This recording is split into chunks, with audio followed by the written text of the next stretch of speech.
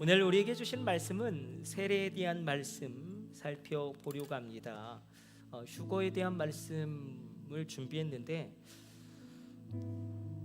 우리가 너무 세례의 감격을 잃어버리는 것은 아닌가. 우리가 다 세례를 받을 때에 사실은 나의 옛사람과의 급격한 단절을 결단한 거 아니겠습니까? 주님, 내가 새롭게 되기를 원합니다.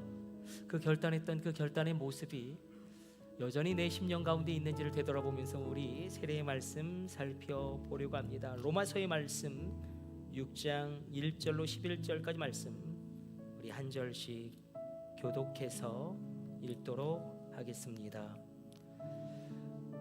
그런즉 우리가 무슨 말을 하리요? 은혜를 더하게 하려고 죄에 거하겠느냐?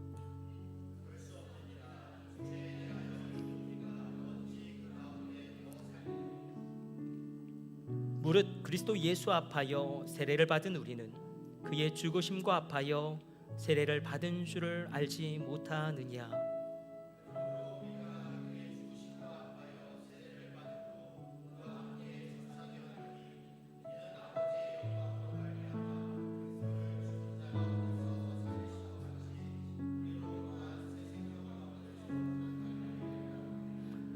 만일 우리가 그의 죽으심과 같은 모양으로 연합한 자가 되었으면 또한 그의 부활과 같은 모양으로 연합한 자도 되리라.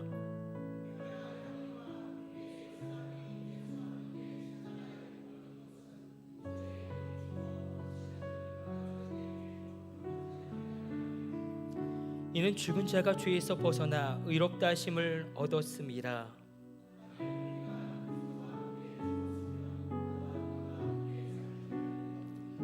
이는 그리스도께서 죽은 자 가운데서 살아나셨음에 다시 죽지 아니하시고 사망이 다시 그를 주장하지 못할 줄 알미로라.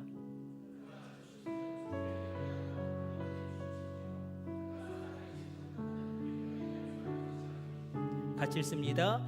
이와 같이 너희도 너희 자신을 죄에 대하여는 죽은 자요 그리스도 예수 안에서 하나님께 대하여는 살아있는 자로 여길지어다. 아멘. 오늘 우리에게 하나님은 세례에 대하여 귀한 말씀을 주십니다. 여러분들은 어떠십니까? 우리 인생을 살아가다 보면 위기가 있고 고비가 있고 굴곡진 인생 가운데 환난이 찾아옵니다. 그때에 나를 지켜준 말씀이 있지 않습니까? 나를 지켜준 그 말씀은 어떤 말씀이셨습니까? 오늘 이 본문은 사실 저에게 그렇게 다가옵니다. 저를 지켜준 말씀이었기 때문에 그러므로 동일하게 그 은혜가 우리 가운데, 여러분 가운데 흘러갑니다. 우리는 교리에 대하여 살펴보고 있습니다. 교리를 우리는 흔히 신학이라고도 이야기하기도 합니다. 신학과 교리는 사실 같은 의미를 가지는 다른 단어이기도 합니다. 더 세분화시켜서 특별히 교리와 관련된 신학을 조직신학이라고 그 범주로 분류하기도 합니다. 신학교 1학년 때에 저에게 조직신학을 가르치셨던 분이 선한영 교수님이라고 어거스틴만 막 평생 공부하셨던 분이에요. 근데 제 친구가 강의 첫 번째 시간에 이제 뭐 거의 나이 65세를 넘어 이제 뭐 정년 은퇴하시고 그때 강의하고 계셨으니까 그 나이 지긋한 교수님에게 정말로 당돌하게 질문을 이렇게 던졌습니다. 교수님, 신학은 신학이고 신앙은 신앙인 것 같습니다. 두 개는 별개인 것 같습니다. 무슨 이야기냐면 신학은 신학이고 신앙은 신앙이다. 아니, 신학과 신앙이 뭐 그렇게 연결점이 있겠느냐? 교리와 신앙이 뭐 그렇게 깊은 관련이 있겠느냐? 그러니까 이런 걸 애들로 표현한 거죠. 신학교에서 하는 공부가 내가 지금 전도사로 사역하고 있는 그 신앙의 현장, 사역의 현장, 신앙의 현장에서 별로 쓸모가 없더라. 어떻게 보면 평생을 신학을 공부하시고 살아오신 백발의 노 교수님에게 굉장히 당돌한 질문을 던진 것이죠. 언 30년이 지났지만 그 교수님의 대답이 뇌리에 각인되어져 있습니다. 이끼놈, 네가 알긴 뭘 알아. 그렇게 야단도 치지 아니하시고 호통도 치실 수 있었지만 그렇게 하지 않고 이 교수님 뭐라고 대답하셨냐면, 잘 들어보세요. 얘야, 신학은 뼈대를 세우는 거야. 뼈대를 세워나가는 거야. 신학은 어디가 운동장이고 우리가 어디서 뛰어놀아야 안전한지를 알려주는 테두리야. 그러하니 신앙생활을 더 아름답게 풍성하게 생명력 있게 안전하게 하려면 신학과 신앙이 같이 가야 돼. 여러분 어떻습니까? 교리가 나의 신앙생활과 뭐 그렇게 관련이 있게 느껴지십니까? 사실 그렇지 않죠. 이 교리라는 건 우리 신앙의 뼈대입니다. 그리고 신앙생활의 운동장이에요. 마치 운동장에서 우리가 그 안에서 안전하게 뛰어놀 수 있는 것처럼 이 교리라는 게 운동장이에요. 만약에 우리 하율이 하람이가 건이랑 소희랑 우리 은규랑 민수랑 막 8차선 왕복 8차선 막 그 보도에서 미친 듯이 막 축구를 하고 있으면 조마조마하지 않겠어요? 거기에 서준이가 끼면 서준이는 막 도로로 질주해 갈 거예요. 걔는 공간에 공. 그런데 운동장에서 축구놀이를 하면 어떻습니까? 안전하죠. 거기에 더해서 만약에 그 축구 담당 코치 선생님이 그 운동 경기를 이렇게 바라보고 있다면 더 안심이 되겠죠. 그렇습니다. 교리는 운동장이라는 우리 신앙의 테두리 안에서 우리가 안전하게, 아름답게, 풍성하게, 생명력 있게 우리 신앙생활을 할 수 있는 테두리입니다. 마치 축구 담당 코치 선생님이 그렇게 있는 것처럼 우리에게도 사역자들이 있죠. 우리 담당하시는 목사님들도 있고 또 담임 목사님 저도 있고 그 역할을 감당하는 것입니다. 그래서 교리가 딱딱하고 재미없을 수 있겠지만 그 안에서 우리가 신앙생활을 안전하게, 풍성하게, 그리고 무엇보다도 생명력 있게 그렇게 신앙생활을 할 수 있다. 그래서 세례의 의미도 마찬가지입니다. 세례에 대해서도 많은 사람들이 많은 이단들이 각자의 주장을 하고 있기 때문에 우리가 종교개혁 전통 가운데 교회가 초대교회 때로부터 붙잡았던 그 세례의 의미를 우리가 살펴보려고 합니다. 한번 이렇게 시작해 보죠. 하나님의 특기가 있습니다. 하나님의 전공이 있습니다. 하나님의 특기는 무엇이냐면, 하나님의 전공은 무엇이냐면 다시 살리시는 분이십니다. 여러분의 죽은 육체도 다시 살리시고 여러분의 죽어있는 영혼도 다시 살리시고 우리의 죽은 꿈도 다시 살리시고 죽은 열정도 다시 살리시고 심지어 죽은 인간관계도 다시 살리시는 하나님의 살리시는 능력이 우리 가운데 옵니다. 한번 생각해 봅시다. 하나님께서 에스겔을 죽은 시체가 가득한 골짜기로 이끄시죠. 골짜기로 이끄셨는데 골짜기 가운데 시체가 가득합니다. 버려진 앙상한 뼈들이 이미 죽음을 지나 죽음을 넘어 말라 비틀어져 있습니다. 그 수많은 뼈들 가운데 마른 뼈는 그야말로 우리 육체의 말라 비틀어짐입니다. 예전에는 건강했는데 지금 내가 질병으로 고통당하고 있다면 내가 마른 뼈입니다. 예전에는 내가 꿈과 환상, 비전, 열정이 있었는데 지금은 그저 죽지 못해 살아가고 계신 분이 있다면 그분이 마른 뼈입니다. 그러나 하나님은 그 마른 뼈를 살리십니다. 그리고 복음은 얼마나 강력한지, 복음은 얼마나 야성 있고 얼마나 놀라운지, 복음이 들어가는 땅은 반드시 변화됩니다. 복음과 접촉한 사람들은 반드시 새롭게 되어집니다. 우리가 그렇게 이야기하죠. 여러분, 거시적인 구조가 얼마나 중요합니까? 북한에 계신 분들이 우리보다 머리가 나빠서 못 사는 게 아닙니다. 우리가 다 알고 있죠. 아프리카에 계신 분들이 우리보다 부지런하지 않아서 그렇게 궁핍함 가운데 놓여 있는 게 아닙니다. 이 전체적인 거시 구조적인 틀 안에서 어떤 구조적인 악이 꽉 잡고 있으면 개인이 아무리 발버둥 쳐도 그 구조를 깨트릴 수가 없습니다. 아무리 몸부림쳐도 그 사회의 거시 구조적인 악을 뚫어낼 수가 없습니다. 인간은 그렇습니다.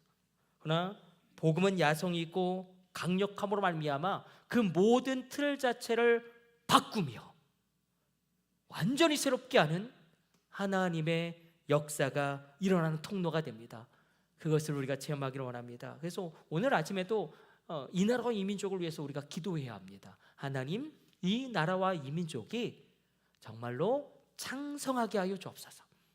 정치 지도자들이 올바른 길을 선택하게 하여 주시고 올바른 방향으로 이끌게 하여 주옵소서. 하나님은 이 나라 이 민족도 살리십니다. 오늘 이 아침 그래서 이 살리신 하나님을 만날지어다, 누릴지어다. 다시 살리시는 이 하나님의 권능을, 이 능력을 우리는 은혜라고도 표현합니다. 그러므로 반드시 은혜 받으셔야 합니다. 반드시 내가 은혜를 받아야 한다. 이 사모함으로 주께 더 가까이 내가 반드시 은혜를 받아야 한다. 나의 자녀가 반드시 은혜를 받아야 한다. 우리 가정이 반드시 은혜를 받아야 한다. 이 나라와 이 민족이 반드시 은혜를 받아야 한다. 이 간절함과 사모함으로 주께 더 가까이 나갈지어다. 여러분을 축복합니다. 이 하나님의 은혜가 있기 때문에 내가 새롭게 일어날 수 있고 새로운 꿈을 꿀 수 있습니다. 그러나 문제는 무엇이냐면 이 놀라운 하나님의 은혜를 악용하는 자들이 발생했다는 것입니다. 이 놀라운 하나님의 아름다운 은혜를 남용하는 자들이 생겨났다는 것입니다. 어디 기록되어져 있습니까? 오늘 본문 1절 말씀 같이 읽어보도록 하겠습니다. 1절 같이 읽습니다. 그런즉 우리가 무슨 말을 하리요? 은혜를 더하게 하려고 죄에 거하겠느냐? 사도 바울은 지금 자신의 복음을 반대하는 자들의 주장을 다시 질문형으로 언급하고 있는 거예요. 우리가 하나님의 은혜를 더욱 크게 누리려면 죄를 지어야 되고 죄를 크게 지어서 용서함을 받아야지 더 큰 은혜를 누리는 게 아니냐.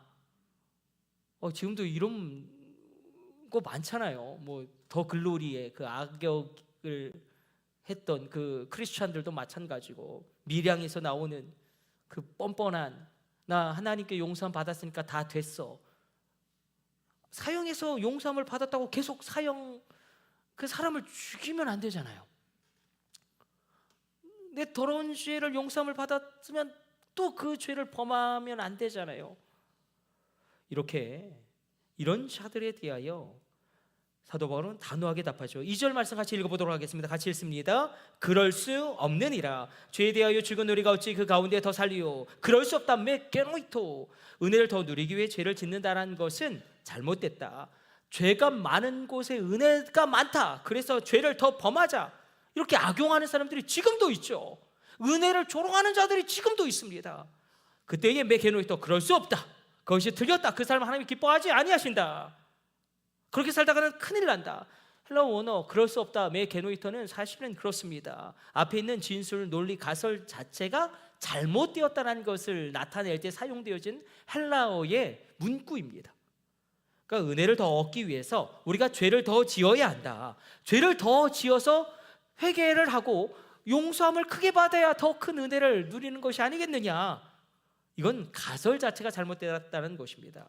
예를 들어서 내가 체험을 해야지 더 확실하게 알 수 있어. 마약은 나쁜 거야. 마약은 정말 나쁜 거야. 그걸 내가 체험을 해서 내가 확실히 알아야겠어. 내가 마약을 한번 해봐야겠다. 담배는 나쁜 거야. 담배하면 폐병 걸려. 그런데 내가 그걸 한번 확실히 알아야겠다. 담배가 왜 나쁜 건지. 그래서 담배를 피는 것과 뭐가 다르냐. 가설 자체가 잘못되었다. 사도 바울은 분명히 로마서 5장 20절로 죄가 더한 곳에 은혜도 있다라고 하나님의 은혜를 찬양하지만 이것은 은혜를 받기 위해서 더 죄를 지어야 한다고 해석하면 이것 자체가 가소로리에 빠지는 것이다. 이것은 무슨 뜻이냐면 죄가 많은 곳에 은혜가 많다라는 뜻은 죄를 많이 범해서 또 회개해서 그 용서함을 받았으므로 은혜를 더 크게 누리자라는 것이 아니라 죄를 많이 범한 사람이 용서함을 받을 때에 그가 받는 감격이 더 크다. 그가 받는 그 감사, 그가 올려드리는 감사가 더 크다라는 의미라는 것입니다. 그래서 은혜 받기 위해서 죄를 지으라는 것이 아니라, 그러면서 이렇게 이야기하죠. 우리가 왜 그렇게 살아가면 안 되는지 우리 2절 말씀도 같이 다시 한번 읽습니다. 그럴 수 없느니라. 죄에 대하여 죽은 우리가 어찌 그 가운데 더 살리요. 죄에 대해 죽은 우리가 어찌 죄 속에서 살 수 있겠느냐. 지금 방향을 이야기하고 있습니다. 방향이에요. 방향이 얼마나 중요한지. 내가 어두컴컴한 굴 속에, 동굴 속에 갇혀 있다고 합시다. 그때에 희미하게 빛이 있는 곳으로 방향을 잡고 나가면 빛 속 가운데 끝내 도달하게 됩니다. 그러나 어둠 속으로 더 들어가 버리면 소망이 없는 것입니다. 그래서 우리가 방향이에요. 하나님께로 더 가까이 나가는 것이고 내 삶을 하나님이 더 기뻐하는 삶으로 점점점 변화시켜 나가는 것입니다. 그래서 제가 한번 그림을 그려왔는데 우리가 교리에 대해서 이야기하면서 이 그림을 계속 살펴볼 것입니다. 우리가 회개가 얼마나 중요한지, 우리의 구원에 이르르는 회개를 우리가 법적 회개라고 이야기합니다. 나의 죄에 대해서 회개하고. 그러나 그렇다고 회개하지 않고 그냥 끝나는 것이냐, 막 사는 것이냐, 그게 아니죠. 성화를 향한 회개가 날마다 있어야 합니다. 복음적인 회개죠. 아니, 이런 것까지 회개해야 돼? 그것도 회개하라는 거예요. 성령님이 감동을 주시면. 우리 윤동주의 서시 보면 그런 표현이 나오죠. 잎새에 이는 바람에도 나는 괴로워했다. 잎새에 이는 바람, 그 작은 죄악에도 민감하게 회개함으로 성령의 역사를 누림으로 나아가라. 회개는 삶의 변화죠. 그러니까 회개와 삶의 변화는 같은 의미예요. 회개했다라는 것은 내 삶이 변화되었다는 것입니다. 우리가 복음적인 회개로 더 급진적으로 돌이키는 그 은혜의 사순절 되시기를 축복합니다. 세례라는 것은 그래서 이렇게 표현합니다. 우리 3절 말씀 같이 한번 읽어보도록 하겠습니다. 3절, 무릇 그리스도 예수와 합하여 세례를 받은 우리는 그의 죽으심과 합하여 세례를 받은 줄을 알지 못하느냐. 세례에 대해서 두 가지 의미를 이야기해요. 우리가 전통적으로 초대교회 때부터 종교개혁 전통 가운데 붙잡았던 것은 무엇이냐면 세례. 민수야 재미없지? 그래도 민수 너무 예배 잘 드려. 오늘 모자 안 쓰고 왔네? 야, 더 잘생겼다. 모자 쓰고 오지 마. 더 잘생겼어. 은규야, 목사님 봐. 은규는 예배 잘 드려. 은규 예배 잘 드려. 너무 이뻐서 그랬는데 이러면 안 되는데. 괜찮지? 창피해? 미안해.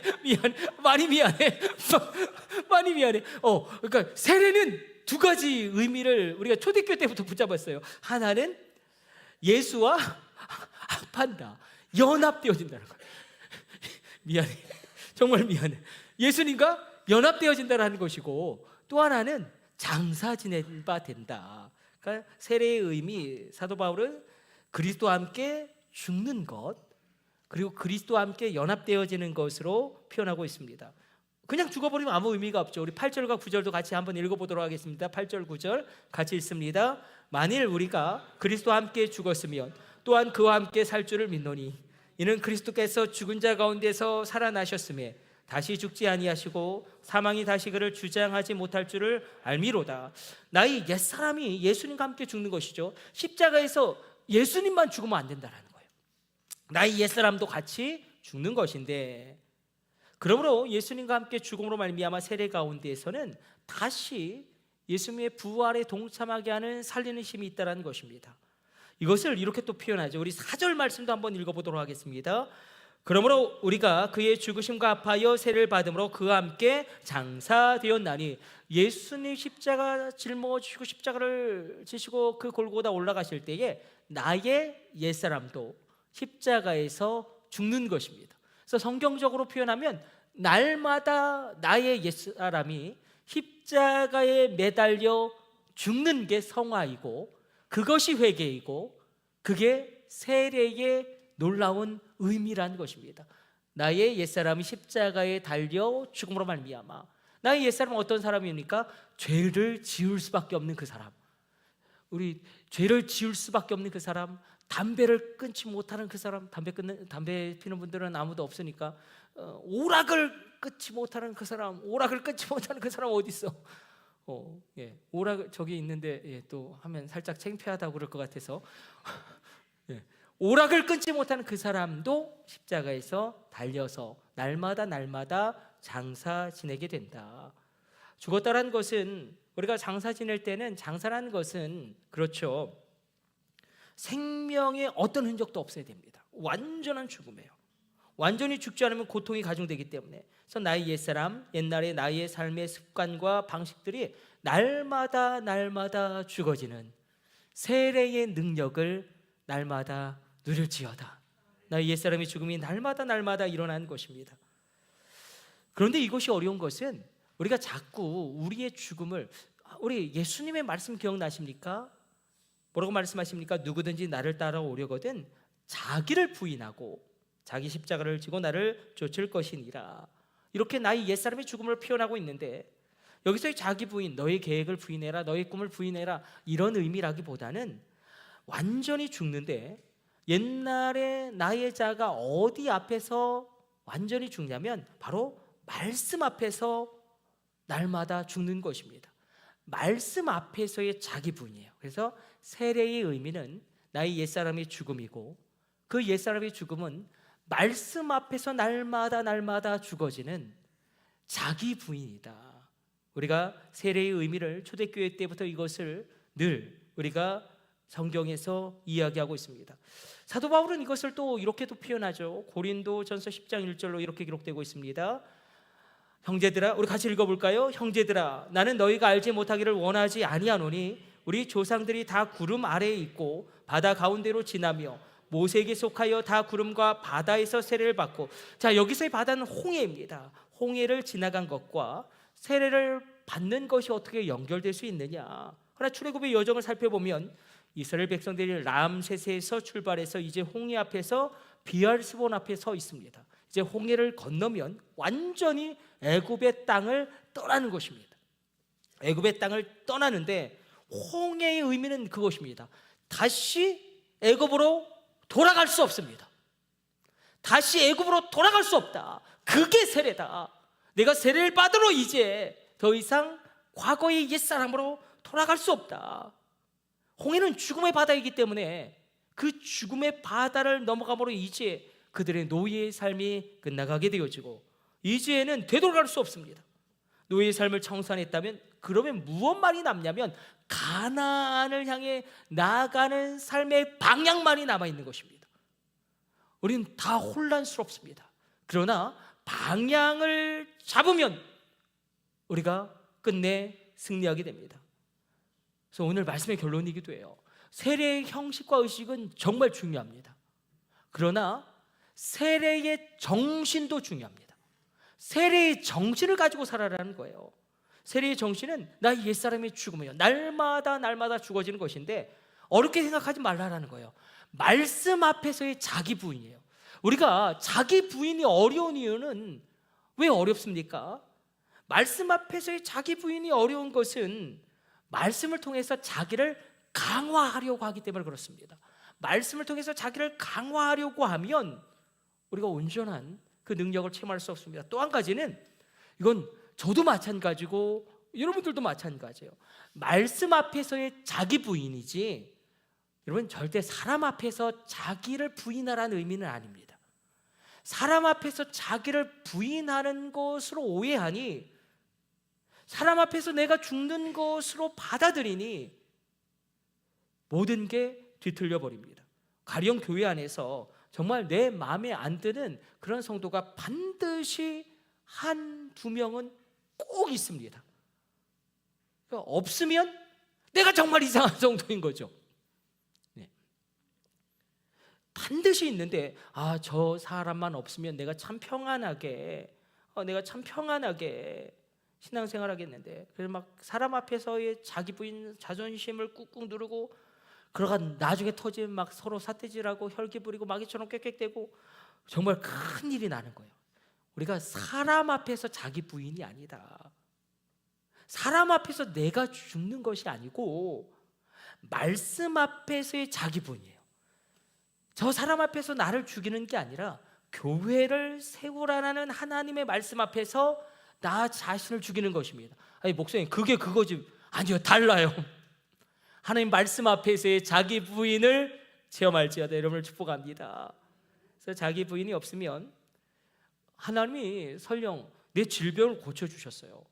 질병을 고쳐주셨다고 할지라도 맵고 짜고 자극적인 것을 막 미친 듯이 먹고, 막 새벽 3시까지 눈 빨개지도록 오락하고, 그리고 막 오후 2시에 눈 비비고 일어나고, 아무리 하나님이 나를 고쳐주셔도 곧바로 나의 몸은 병들 수밖에 없습니다.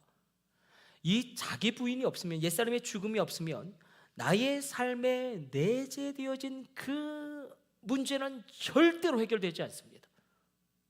그러므로 그리스도 안에서 변화됨을 얻을지어다. 자기 부인이 없으면 절대로 하나님의 회복도, 하나님의 치유도, 하나님의 능력도 누리지 못하게 됩니다. 그러니까 자기 부인을 막 사람 앞에서 나를 죽이는 그런 자기 부인이 아니라 분명한 하나님의 말씀 앞에서 내가 죽는 그 옛사람의 죽음을, 이 사순절 우리가 체험하기를 원합니다. 마지막으로 두 번째는, 세례의 또 다른 의미는 바로 연합입니다. 우리 3절로 6절까지 말씀 한번 읽고 우리 말씀 정리해 보도록 하겠습니다. 우리 같이 읽습니다. 무릇 그리스도 예수와 합하여 세례를 받은 우리는 그의 죽으심과 합하여 세례를 받은 줄을 알지 못하느냐? 그러므로 우리가 그의 죽으심과 합하여 세례를 받음으로 그와 함께 장사되었나니, 이는 아버지의 영광으로 말미암아 그리스도를 죽은 자 가운데서 살리심과 같이 우리로 또한 새 생명을 행하게 하려 함이라. 만일 우리가 그의 죽으심과 같은 모양으로 연합한 자가 되었으면 또한 그의 부활과 같은 모양으로 연합한 자도 되리라. 우리가 알거니와 우리 옛사람이 예수와 함께 십자가에 못 박힌 것은 죄에게 몸이 죽어 다시는 우리가 죄에게 종노릇하지 아니하여 함이니. 자, 세례를 받는다는 것을 첫 번째로 성경 뭐라고 이야기하냐면, 우리가 살펴보았듯이 장사 지내는 것이다. 나의 옛사람이 십자가에 달려서 날마다 죽는 것이고, 말씀 앞에서의 자기 부인이다라고 이야기하죠. 그 세례 정신으로 살아가라. 그리고 두 번째는 중요한 것을 이야기해요. 연합되었다. 예수와 내가 연합되었다. 누구와 누구의 연합이냐면, 십자가에서 못 박혀 돌아가신 예수님과 그 십자가가 나를 위한 십자가이고, 그 부활이 나를 위한 부활이라는 것을 믿는 나와의 연합입니다. 여러분, 신앙은 철저하게 1인칭이죠. 하나님 앞에 나 홀로 서는 것입니다. 십자가가 나를 위한 십자가이고 그 부활이 나를 위한 부활이다. 믿으시면 아멘. 예수님의 십자가 부활이 나를 위한 것을 믿는 사람은 예수님과 이제 공동 운명체가 됩니다. 여기서 옛사람은 죄를 지을 수밖에 없는 그 사람, 죄의 문제를 해결하지 못한 그 사람, 사망의 몸, 죄의 몸에 끌려다니는 그 사람, 영혼이 멸망받고 저주받을 수밖에 없는 그 사람, 그 사람이 죽었다라는 것입니다. 사도 바울은 죄의 몸을 이야기하고 사망의 몸을 이야기하죠. 여러분 기억나십니까? 로마서 7장 24절에서 사도 바울이 구원을 받았음에도 불구하고, 성령 체험을 했음에도 불구하고, 성령 충만을 누림에도 불구하고 이 안에서 끌어오르는 죄의 그 본질적인 문제를 해결하지 못하고 뭐라고 탄식하냐면, 이렇게 탄식하죠. 우리 같이 읽어봅시다. 오라 나는 곤고한 사람이로다. 누가 이 사망의 몸에서 나를 건져내랴. 이 사망의 몸은 우리가 다 알고 있죠. 옛날 로마 제국은 정복한 땅의 군인들의 사기를 완전히 꺾기 위해서 저항하는 적들을 이미 죽은 시체와 꽁꽁 묶어 놓았습니다. 얼마나 비참한 형벌인지, 로마 제국의 가장 극악한 형벌 가운데 하나였죠. 그럼 죽은 시체가 썩어가면서, 그것도 막 죽은 지 한 사흘 되는 막 그런 시체가 묶어 놓으면 어떤 일이 벌어지냐면, 시체에서 나오는 독과 균에 의해서 살아있는 사람이 고통스럽게 죽어갑니다. 그리고 심지어 극렬하게 정하는 적은 어떻게 묶어놓았냐면 눈과 눈이 맞닿도록, 코와 코가 맞닿도록, 입과 입이 맞닿도록, 가슴과 가슴이 맞닿도록 죽은 시체와 꽁꽁 묶어놓았어요. 사망의 몸이란 저 무시무시한 로마 제국의 형벌. 내가 구원을 받았고 내가 성령 세례를 받았고 성령을 놀랍게 체험했음에도 불구하고 또다시 죄에 끌려가는 그 모습을 사도 바울이 이렇게 탄식하는 것입니다. 오호라 나는 공고한 사람이로다. 이 사망의 몸에서 누가 나를 건져내랴. 그러나 그가 다시금 찬송하게 되죠. 그리스도 안에 있는 생명의 성령의 법이 죄와 사망에서 나를 해방하였습니다. 동일해요. 그 사망의 몸에 연합되었던 내가 이제는 그것에서 풀려나와 예수님과 연합되어집니다. 예수님과 내가 공동 운명체가 되어짐으로 말미암아 그렇게 우리가 놀랍게 변화되어지는데 그때에 성령님이 우리를 도우십니다. 한번 우리 11절 말씀까지만 한번 읽어보도록 하겠습니다. 우리 11절 말씀 한번 읽어보도록 하겠습니다. 같이 읽습니다. 이와 같이 너희도 너희 자신을 죄에 대하여는 죽은 자요 그리스도 예수 안에서 하나님께 대하여는 살아있는 자로 여길지어다. 이게 얼마나 놀라운 반전이냐면요, 여길지어다. 현실은 하나도 그렇지 않다라는 거예요.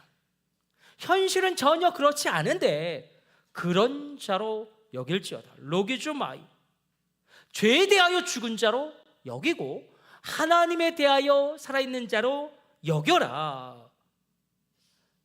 그렇게 여기고 살면 그렇게 이끌어 가시고 그렇게 변화될 것이라고 믿고 나아가면 성령님이 도우심으로 말미암아 끝내 그렇게 변화되어지게 되어진다. 우리 가운데 우리 가정이 너무나 형편이 없어요.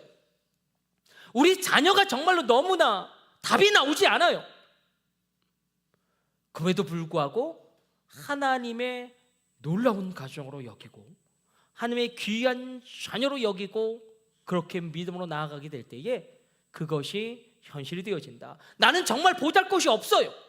그럼에도 불구하고 로기조마이, 여길지어다. 하나님의 자녀로 여길지어다. 아니 하나님이 하나님의 자녀로 인정하신다는데 내가 부인한다고 할지라도 하나님은 여전히 나의 하나님 아버지가 되심으로 말미암아 선한 은혜로 나를 이끌어 가십니다. 이것이 얼마나 중요한지 하나님이 우리를 이끌어 가십니다. 그 방향성에 대한 분명한 확신을 가지는 것입니다. 이렇게 말씀 마쳐보려고 합니다. C.S. 루이스가 굉장히 고민을 많이 하다가 순전한 기독교에서 가장합시다라는 이야기로 굉장히 중요한 것을 이야기합니다. 이 로기조마이를 이렇게 설명하는 것이죠. 정말로 못생긴 남자가 정말 못생겼는데 잘생긴 가면을 썼다라는 거예요. 가면을 쓰고 계속 그렇게 살다가 보니까 어느 순간 가면을 벗었는데 잘생긴 남자가 되었다. 물리적으로는 이런 일이 일어나지 않죠. 그러나 영적으로는 이런 일이 일어난다는 거예요. 물리적, 육체적으로는 이런 일이 일어나지 않지만 영적으로는 이런 일이 일어난다. 왜 믿어야 되는가? 믿는 대로 되기 때문이다. 성경에서 강조하는 것은 이것이 믿음의 현실성이죠. 저도 머리가 굉장히 나쁘죠. 저 머리가 굉장히 나쁘고요. 초등학교 때 IQ 검사를 했는데 뭐 돌고래 진돗개 수준으로 나와서 제가 받아쓰기를 빵점을 많이 받았는데, 제가 정말 빵점을 많이 받았는데 제가 한 70이 나왔던 것 같아요. 70 나오니까 더 이상 선생님이 나머지 공부를 안 시켰어요. 병이야, 가서 놀아. 근데 제가 믿었어요. 누구든지 지혜가 부족하거든 모든 사람에게 후히 주시고 꾸짖지 하시는 하나님께 구하라 그러면 주시리라. 그래서 로기조마이 그렇게 여기서 하나님이 지혜를 주신다. 하나님이 총명을 주셨다. 하나님이 능력을 주셨다. 그러더니 정말 지혜가 생겨나더라. 여러분, 내가 믿을 때에 놀라운 일들이 일어납니다. 다시 한번 여러분에게 말씀으로 도전하는 것은 이것입니다. 하나님께서 친히 도전하시는 것은 로기조마이 하고 있는 말씀이 있느냐, 그렇게 여길지어다 하는 그런 말씀이 있느냐. 그 말씀 있으십니까? 그 말씀 있으세요? 그렇게 여길지어다. 그럼 성령님이 운행하시고 그 믿음 가운데 역사하심으로 하나님은 일하십니다. 만약에 제가 그때에 난 빠가야, 빠가, 난 머리도 나빠, 뭘 할 수 있겠어. 그러나 로기조마 여기는 거예요. 하나님이 지혜를 주셨다. 지혜를 주신다, 능력을 주신다, 총명을 주신다. 믿음으로 말미암아 이렇게 말씀 정리해 보려고 합니다. 믿어야지만 보이는 것이 있답니다. 믿지 않으면 보이지 않는 것이 있답니다. 믿어야지만 열리는 것이 있답니다. 믿어야지만 열리는 문도 있답니다. 로기조마이 그렇게 여길지어다. 여러분의 가정을 놀랍게 회복되어진 그 하나님의 가정으로 여기시고, 여러분의 자녀를 놀라운 하나님의 자녀로 여기시고, 이 나라 이 민족을 그렇게 여길 때에 그 말씀이 우리 가운데 운행하심으로 성령의 역사심 가운데 로기조마이 그렇게 되어진 은혜가 넘쳐나게 됩니다. 바로 예수와 내가 연합된 자다. 하나님이 나를 보실 때 여전히 예수님처럼 바라보신다. 그렇게 여김으로 나아갈 때에 우리는 세례의 정신으로 이 땅을 살아갈 수 있습니다. 우리 모두가 다 세례 받았습니다. 장사 지냄으로 날마다 나의 옛사람이 십자가에 달려 죽는 그 죽음을 체험함으로 말씀 앞에서의 자기 부인, 말씀을 통한 자기 강화가 아니라 사람 앞에서의 자기 부인이 아니라 그렇게 우리가 나아갈 때에 또 예수님과의 연합을 통하여 공동 운명체가 될 때에 그렇게 여길지어다. 그 믿음이 현실이 됩니다.